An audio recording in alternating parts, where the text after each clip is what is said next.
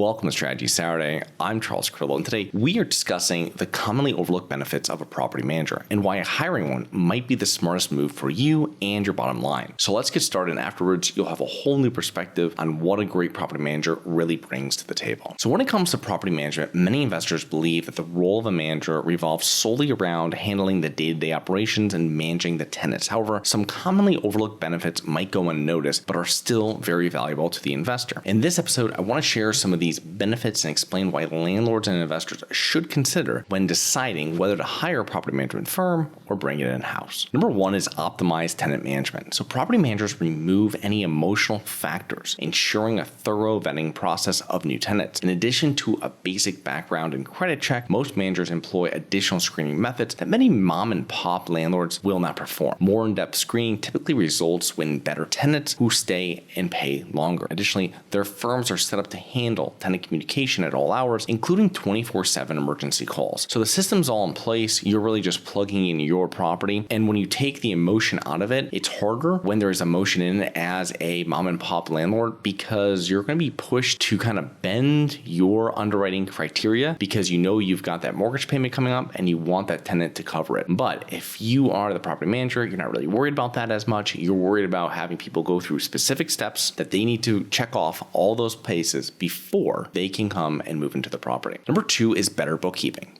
Now, most mom and pop landlords have terrible bookkeeping. Horrendous. If you buy any property, it's terrible for the most part, right? You'll see some that are really good, that have like a really good in-house like property management, but it's very rare to come across that. Most of the time, it's like a weird spreadsheet, or it's like some legal pads, or it's like some old grid paperwork that's, I don't know. But it is not concise, it's not complete, and it makes it a nightmare to sell or refinance the property. Now, this for the buyer, if you're buying a property that has some mom and pop seller, this is fantastic. It's a lot of legwork, but many people won't go through the work of trying to decipher what happened there. You go in there, you can do that. However, the thing though is that once we take over the property, we don't want that anymore. We want to have clear books and very complete books. So when we go and we refinance or we sell, you're going to get the top price because it's going to be clearly outlined. Here are the bank statements. They correlate directly with the rent roll and the T12, and everything lines up perfectly. When you go to the bank, they're going to love that as well. Okay, there's not going to be any issues. Number three is better vendor management and pricing. So good property managers maintain extensive vendor contacts that they utilize regularly, and they typically equates to a significant source of business for the vendors, allowing property managers to negotiate better pricing for their clients. Managers are skilled in managing properties and vendors, and often more effectively than the property owners themselves, adding to the value that property managers add. Additionally, a large part of what property management do is work with vendors and contractors, making them experts in what a job entails and its associated costs. So this is great when you want estimates, or if you're having some work done and maybe you're not using the property manager's client or contractors, or maybe those property managers contractors are busy and you go out, you get a bid yourself, you bring it back to your property manager and they go, this looks fair, this looks a little high, this might be a little low. These are the things that you can get feedback from someone that's seeing these bids literally probably on a weekly basis from all their different properties. Now, furthermore, many property managers have handymen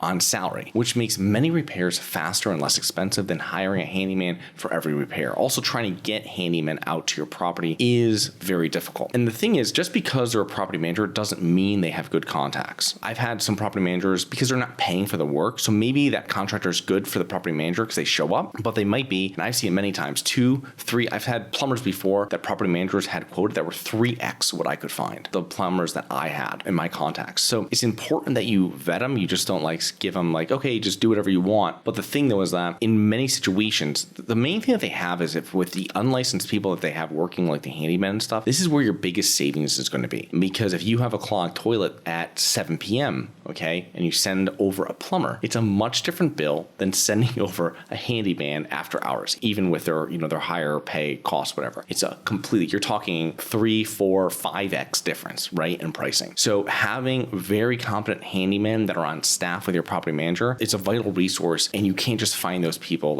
off Craigslist or something and then know they're going to do a good job. You know what I mean? You have people and they're on salary there. They're going to be there all the time with that property manager. You can use them as you need it. Perfect for people that have small portfolios. Number 4 is improved legal compliance. So most landlords do not understand their local tenants and landlord laws. I mean, they're unaware of the rules, the protocols for handling tenants, when they fail to pay rent, what to do, when they can start evictions, what they need to document during that process, and so on. And this puts small landlords at a dramatic disadvantage. And you can verify this yourself. Next time you're at a local real estate meetup, ask a small mom and pop landlord how they handle non-paying tenants, and then ask a property manager. And you will surely get 2 dramatic different responses. And I did this once 5 or 6 years ago at a meetup. I was talking to it. They had a property manager. He knew exactly the time frame. So he was telling me, he goes, yep, on this day, this is what we do. 3 days in 5 days in, this is what we're doing. The file is going after 5 days of non-payment. It's going to the attorney. Oh, they had everything set and systemized. And you compare that to a mom and pop investor, and they're like, yeah, if they don't pay, I can't hear from them. I try to work with them over like a 3 weeks or 4 weeks and all this type of stuff. And when you're waiting that long, you're never going to get paid. It's just what it is. It's very difficult for people to catch up. I probably can count on one hand how many times when I self-manage properties, how many times people actually caught up on back rent. You know what I mean? Most of the time, it's the beginning to the end. So catching it immediately and having the system in place is going to tell that tenant you mean business, and it's going to get them to pay or to work out a deal with you or to leave, whatever it might be. Number 5 is superior market knowledge. So good property managers know their market. They know the market rents, which unit types rent the fastest, what kind of tenants stay the longest, which parts of town have been most successful for their clients, and where to avoid. And they know what you need to offer to rent your unit quickly, and also know when it makes most sense to perform renovations. Now, the other thing too is that this happened to me directly when I was speaking to property managers and I was asking about different towns when I moved on to Florida, and they would tell me these towns are good. We've had issues in this town here in particular, which was where I'd moved next to. And it was one of those things where it could be 2 things. That property manager is not versed with that town, but when you speak to multiple property managers and they have the same sort of feedback, then you kind of get an idea that this is a very tough place. It's difficult to make money. I probably will stay away from this. And it saved me a lot of issues before even getting involved with a property there. Property manager is more than just a rent collector or someone who answers emergency calls from your tenants. They are an important partner that can increase the profitability and the value of your property while removing yourself from the day-to-day property management tasks, allowing the real estate investor to better use their time in scaling their real estate portfolio. And if you're unsure whether to hire a property manager or self-manage, be sure to check out episode SS231. That's SS231. So please remember to rate, review, subscribe. Please submit comments and potential show topics at globalinvestorspodcast.com. If you're interested in actively investing in real estate, please check out our courses and mentoring programs at syndicationsuperstars.com. That is syndicationsuperstars.com. Look forward to 2 more episodes next week.